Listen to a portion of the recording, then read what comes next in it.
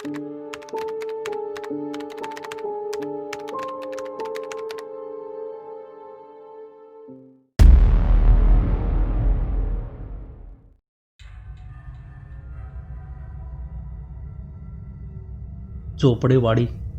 किंवा वाडी कारखान्याच्या आडोशाला वसली होती. कारखान्याच्या उंच चिमण्यांची आणि उंच स्तंभांची वाडीवर छाया पडत होती.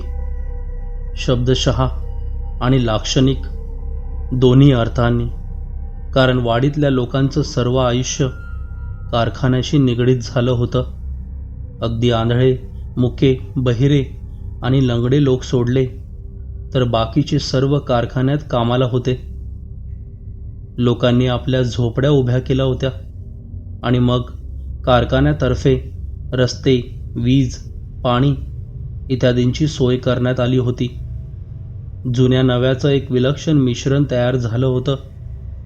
मध्ये काळा कुळकुळीत डांबरी रस्ता, दोन्ही अंगाला कुडाच्या झोपड्या, त्यात अस्तानी वाटणारे विजेचे लखलखते दिवे आणि त्या आधुनिक प्रकाशात वावरणारी अर्धशिक्षित माणसं. खोलीत एका कोपऱ्यात आणि त्याच खोलीत दुसऱ्या कोपऱ्याला एखादी बकरी. मोठं विचित्र मिश्रण. सखाराम गेली 2 वर्ष घरीच बसून होता. अगदी पाऊल उचलणं अशक्य झालं होतं. तेव्हा त्याने कारखान्यातली नोकरी सोडली. पण एव्हाना त्याचा एकुलता एक मुलगा शिवा कारखान्यात लागला होता. सखाराम, रखमा आणि शिवा, एक सुखी कुटुंब, आपापली कामं व्यवस्थितपणे करणारे लोक. घर कसं यंत्रासारखं सुरळीत चालायचं. आरडाओरड नाही, भांडण नाही, फारशी गडबडही नाही. एखाद्याने हेवा करावा असं कुटुंब. आज मात्र त्यांच्या घरात जराशी धावपळ चालली होती. शहराकडून कागद आला होता आणि कागदा मागोमाग एक पाहुणा येणार होता. रखमाचा भाचा शिरपा, तो येणार होता. 62च्या अखेरीस तो सैन्यात दाखल झाला होता. देशप्रेमाची ती तुंबळ लाट उसळली होती. ती कानाकोपऱ्यातल्या लहान लहान खेड्यापाड्यातही पोचली होती. गुरामागं धावणाऱ्या तरण्या बाणपुरांनी हातातली पेरूची काठी टाकून बंदूक हाती घेतली होती. एरवी लहान शहरात जायला बुजणारी ही पोरं ट्रकमधून, गाड्यांमधून, विमानातून पार कुठच्या कुठं गेली होती. गावच्या पारावर घरगुती गप्पा मारणारे हे तरुण नाना प्रांतातल्या, नाना वेशातल्या परक्या लोकात फेकले गेले होते. हिंदी, मद्राशी, बंगाली, पंजाबी, कधीही न पाहिलेले लोक, कधी न ऐकलेल्या भाषा. काही दिवस बुजऱ्यासारखे वागले आणि मग त्या नव्या आयुष्यात समरस होऊन गेले. शिरपा 5 वर्षांनी दीर्घ रजेवर आला होता. 4-5 दिवस घरी राहून आता 2 दिवस गाववालीकडे राहायला येणार होता. शिरपा भरती झाला हे म्हातारीने ऐकलं तेव्हा कपाळाला हात लावून घेतला होता आणि आत्ता त्याला एक पट्टीची बढती मिळाल्याचं ऐकून तिचा ऊर अभिमानानं भरून आला होता. आता त्याच्यासाठी काय करू आणि काय नको असं तिला झालं होतं. शिवा कामावरून केव्हाच परत आला होता आणि आता तिघं शिरपाची वाट पाहत होते. आषाढाचे दिवस होते. पावसाने धार धरली होती. मधूनच वाऱ्याची, सोसाट्याची वावटळ येत होती. सखाराम खिडकीपाशी बसला होता आणि मधूनच दार किलकिल करून बाहेर पाहत होता. रस्त्याची काळी कुळकुळीत पट्टी दिव्याच्या प्रकाशात चमकत होती. रस्त्यापासून घराच्या दारापर्यंत चिखलाचा रबडा झाला होता. वरच्या पत्र्यावर पावसाचा ताशा कडकडत होता. ओली, गार अंधारी रात्र. अशा रात्रीत नाईलाज झाला तरच माणूस बाहेर पडायचा. सखारामने खिडकी लावून घेतली. खोली प्रकाशित होती, उबदार होती. काय धिंगाणा घातलाय पावसाने, सखाराम म्हणाला. येतो की नाही कुणास ठाऊक. कोणाला खास उद्देशून हे शब्द नव्हते, पण खाटेवर आडवा झालेला शिवा निजल्या निजल्याच म्हणाला, बाबा आपल्याला पावसाचं एवढं वाटतं? हा शिरपा रानावनातनं बर्फातनं हिंडलेला तो या पावसाकडे वळून सुद्धा पाहायचा नाही. जणू काय त्याच्या शब्दासाठीच थांबलेली एक थाप दारावर पडली.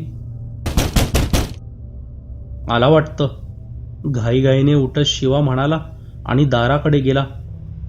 दार उघडलं.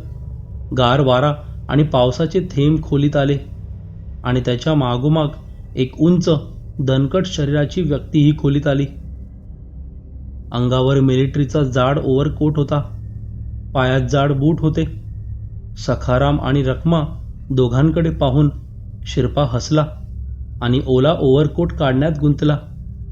कोट निघाला, पायातले बूट निघाले, पाठीवरची बंगी खाली आली. शिवा त्याच्या भोवती नाचत होता आणि मग शिरपा पुढे आला. आधी सखाराम पुढे, मग रखमा पुढे वाकला. तो नीट उभा राहिल्यावर रखमा त्याच्याकडे डोळे भरून पाहत होती. 5 वर्षात तिने त्याला प्रथमच पाहिलं होतं. नीट पाहूनच ओळख पटवावी लागत होती. गेली 5 वर्ष शिरपा एक वेगळंच आयुष्य जगत होता. शरीर घडवलं गेलं होतं. स्नायूंना पोलादासारखा पीळ आला होता. नजरेत आत्मविश्वास आला होता.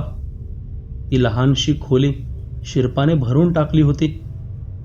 किती मोठा झालास रे, रखमा भरल्या आवाजात म्हणाली. शिरपालाही वाटत होतं की दोघं किती म्हातारी, किती थकलेली दिसतात. नाही म्हणायला शिवा मात्र उफाड्या शरीराचा, उमदा दिसत होता. व्हायचाच ग, वाडीचं वय त्याचं, आणि मिलिटरीतलं खाणं पिणं, सखाराम म्हणाला. मनातल्या मनात तो शिवा आणि शिरपा यांची तुलना करीत होता. शिवाही सैन्यात भरती होण्यासाठी म्हाताऱ्याच्या मागं लागला होता तेव्हा त्याने ठाम नकार दिला. ओरा, आम्हाला तू एकुलता एक, मनात आणायचं नाही. पण काही बरं वाईट झालं तर आम्ही कुणाच्या तोंडाकडे पाहायचं रे? नको रे बाबा, ज्यांना जायचंय त्यांना जाऊ दे. काम देशाचं आहे, देवाचं आहे, पण आईबाबांची सेवासुद्धा काही कमी नाही. आम्ही आहोत तोवर तरी तू कुठे जाऊ नकोस. आता त्याला वाटत होतं कदाचित शिवासुद्धा असा रुबाबदार दिसला असता, पण कोणी सांगावं, कितीतरी हजार तिकडून परत आलेच नाहीत. रखमा आतल्या खोलीत स्वयंपाकाला लागली होती. सखाराम, शिवा आणि शिरपा यांच्या गप्पा रंगत आल्या होत्या. पण सखाराम आणि शिवा ऐकण्याचं काम करीत होते आणि शिरपा बोलत होता. कधी ना ऐकलेली गावांची नावं, विक्षिप्त दैवत, चमत्कारिक चालीरीती, अपरिचित भूप्रदेश. शिरपाने 5 वर्ष डोळसपणाने काढली होती आणि त्याचं वर्णन ऐकता ऐकता दोघंही भान हरपल्यासारखे मंत्रमुग्ध झाले होते. रखमाची पानं घेतली आहे तो, अशी हाक आली आणि तिघेही उठले. सखाराम अर्धवट स्वगत म्हणाला, शिरपा, फक्त 5 वर्ष तू बाहेर घालवलीस, पण आम्हाला साऱ्या हयातीत पाहायला मिळालं नाही. इतकं पाहून आलास की रे? तुझं बोलणं ऐकलं की वाटतं आपणही असंच कुठेतरी जाऊन यावं दूरवर. कशाला, आहात तिथेच बरे आहात की? शिरपा हसत म्हणाला आणि त्यानं अंगावरचा शर्ट काढला. त्याची छाती भरदार होती. दंडावरचे स्नायू सर्पासारखे वळवळ करीत होते.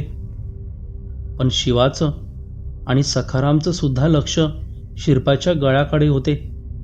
शिरपाने गळ्यात काळ्या दोऱ्यात गुंफलेलं ताईतासारखं काहीतरी घातलं होतं. पेटी किंवा लॉकेट खास नव्हतं, धातूही नव्हतं, त्यात चमक नव्हती. उलट त्याचा रंग तपकिरी होता. शिवाला राहवलं नाही आणि त्याने जवळ जाऊन त्याला हात लावून पाहिला आणि हात लागलीच मागे घेतला.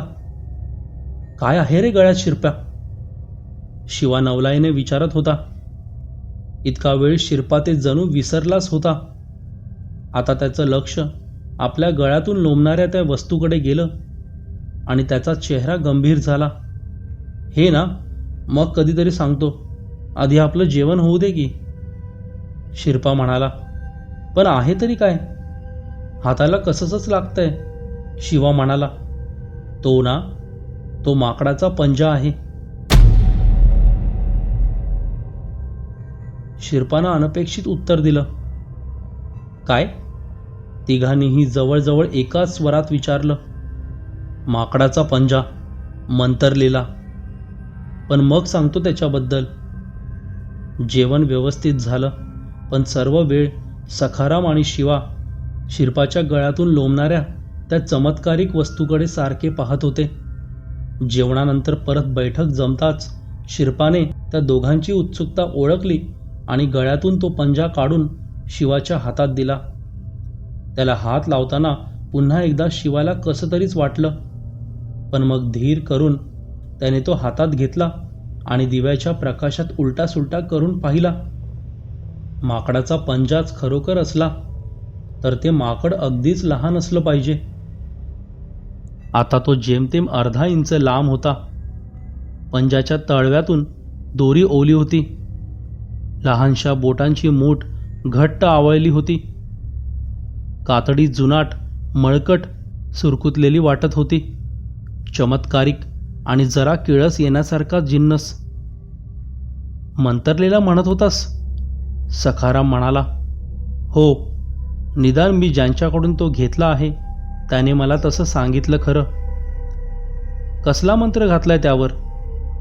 सखारामने शिरपाला विचारले. तो ज्याच्या मालकीचा असेल त्याच्या 3 इच्छा पूर्ण होतात. शिरप्याने सखारामला उत्तर दिले. कोणत्याही 3 इच्छा?